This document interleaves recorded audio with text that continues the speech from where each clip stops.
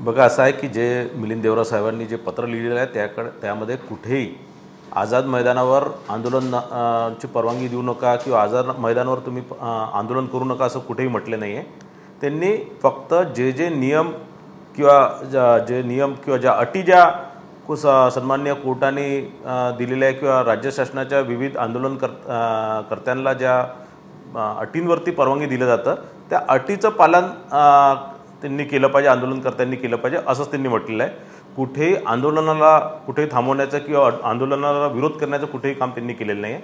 दुसरं असं आहे की संविधानाने महाराष्ट्रातच नाही तर संपूर्ण देशात कुठेही कोणत्याही ठिकाणी आंदोलन करण्याचा अधिकार प्रत्येक व्यक्तीला दिलेला आहे। हे जसं पवारसाहेब म्हणतात निश्चितच तसंच आहे, पण ते आंदोलन करत असताना प्रत्येकाने आपले जे परवानगीचे ज्या अटी आणि शर्ती हे भंग होता कामा नये। कुठेतरी आंदोलन करताना आपल्या न्याय हक्कासाठी आपण लढाई करताना सामान्य नागरिकांना, त्या शहरातल्या लोकांना, सामान्य लोकांना कुठेही नुकसान होता कामा नये, कुठेही अडचण होता कामा नये याची दक्षता हो, पण आता झालेल्या मराठा आंदोलन